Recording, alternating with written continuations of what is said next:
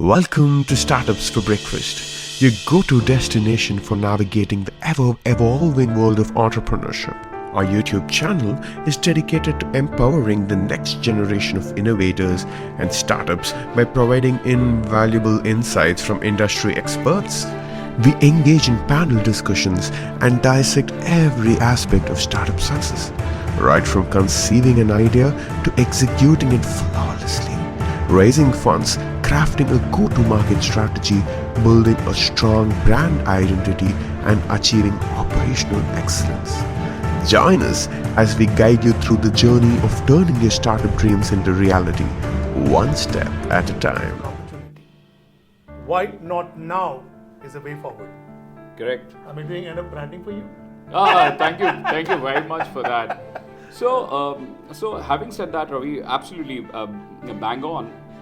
So what I saw that beyond the stats, these startup guys are either inherently or in the heart a product, who've created a product or a proto, right? Then there is somebody who's a concept guy or a service guy, right? Not necessarily that founder or the startup owner Is an a execution brand specialist. or an execution specialist. Absolutely. So what they try to do is they are trying both building business and managing business. But sorry, that's not the game. You either have to build business or manage business, and that's where the entire mistake happens. My team and myself, we have done a bit of a research on the startup ecosystem. Yeah. Okay. Our findings are three.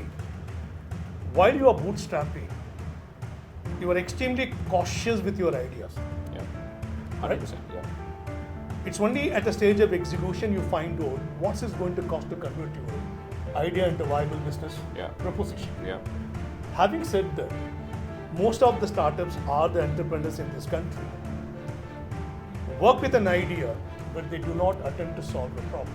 100%. Is that a right observation? Absolutely right observation. I'll tell you why. So again, I'm going by stats. Ravi, there are three kind of startups in India, and they have been divided into three quadrants. Three quadrants. Yeah. Very interesting.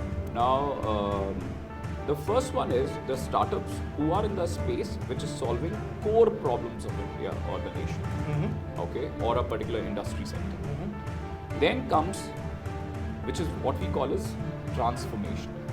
Absolutely. Okay, so Absolutely. transformational is wherein you've gone beyond the core, but now you're trying to build something which will be very beneficial for the nation, citizens, and globally the economy.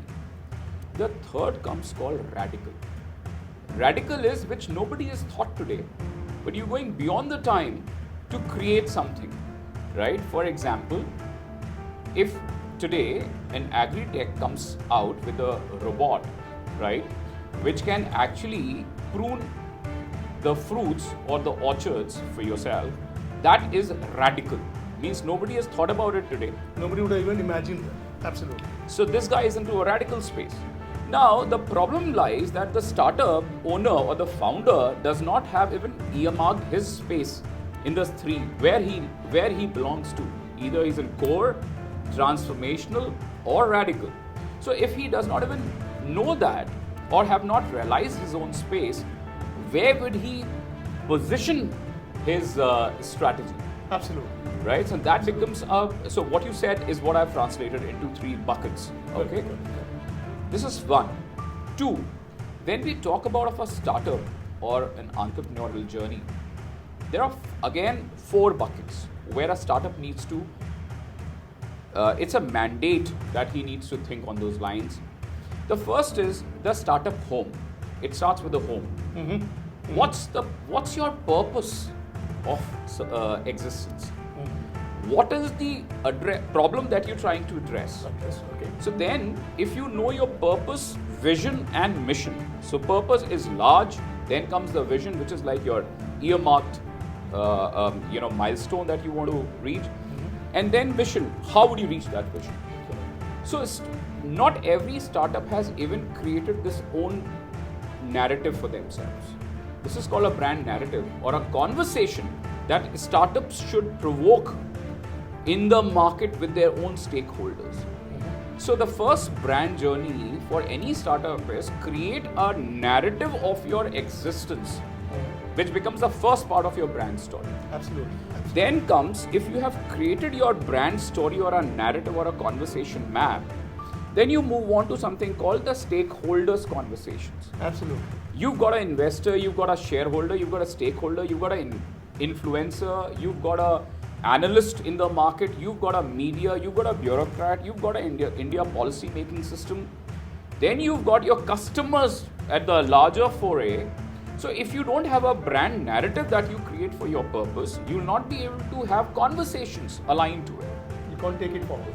Then comes the third, which is called positive or the social value. Now UN has come out with 17 sustainable goal definitions. Because today ESG has become big.